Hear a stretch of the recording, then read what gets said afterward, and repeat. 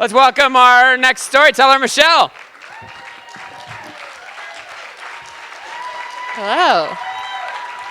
Thank you. Yes, I did not prepare anything, so I will accept these pity claps and laughs throughout. Though I would like to hear from the cousin more than anyone. I want kind of them up here telling their story. Good luck with marriage counseling and whatever else you need. So I'm the youngest of four in an Irish Catholic family, which means that we like to pull pranks on each other and fuck with each other. And as the baby of the family, I get the most of that. It started with my brother would pop out and scare me, classic, and I still think that's like the funniest thing you can do to anyone is just scare the shit out of them, unless it's being done to me and then it's not fucking funny at all. But my brother would, it got to such a deep level of commitment that we would actually hide in each other's closets, like an hour before the other one went to bed. So I would have like my bedtime ritual. I'd be brushing my teeth. I'd read like 3 chapters of Harry Potter. And then as I turn off the light, my brother like pops out and I fucking have a heart attack and it's terrifying. And so this was a really fun theme for our family. My dad also really appreciated gullibility. Every year until I was inappropriately old, maybe like 17, I asked for a trampoline for my birthday. And on my 13th birthday, we were all gathered in our family room, and behind me was kind of just basically a window wall to the backyard. And my dad was like, we have one more gift for you. And it's the big one. And I was like, oh my God, this is it, it's happening. And he was like, so if you stand up, and so I stood up, and I should have known nothing was there. Nobody had left the room who had been there the whole time for like the whole birthday experience of opening gifts. And he was like, and if you turn around, and I turned around, he was like, you'll see there isn't a trampoline. You're not gonna break your neck on my watch.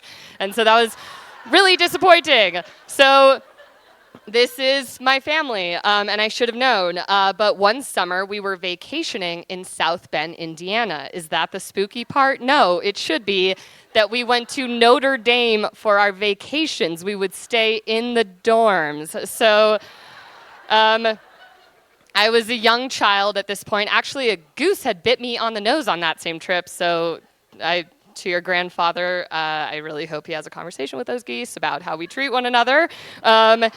And I was feeling really upset. I'm also staying in like a non-air-conditioned college dorm room, and my uncle and a bunch of my cousins, they're like, well, you know about Inkadinks, right? And I said, no, I do not. Please tell me.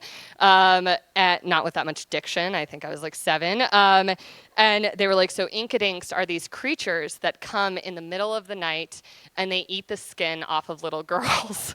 I was like, very compelling stuff. And they told me that the Inkadinks had the same sound that crickets made. And so this is the summer in Indiana. So I'm staying alone in a college dorm where I'm sure like much creepier things have happened. But I'm just hearing crickets and I'm like, I'm gonna be eaten alive. And so that was not a vacation for me personally.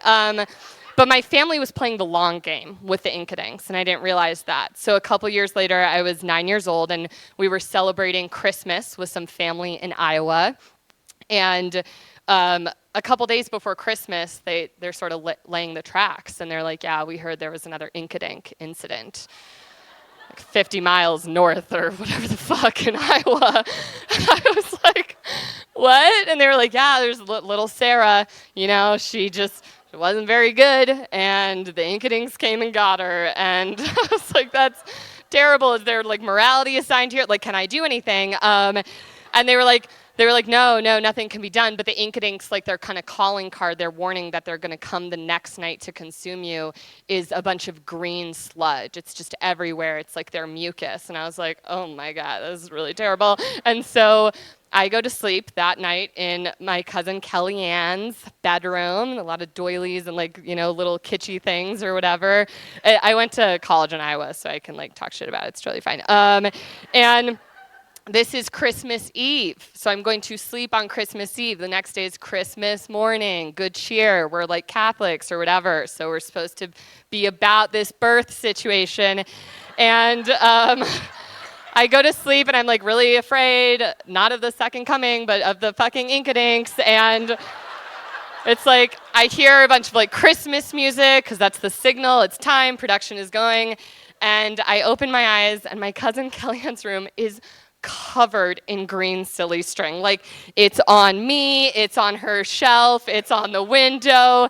And I was like, I'm gonna die! Like, it's Christmas Day, and they're coming to get me. And so I basically just wake up screaming and sobbing and hyperventilating, and my parents come running up and they're like, oh God. And they could just, because they didn't approve of this, you know?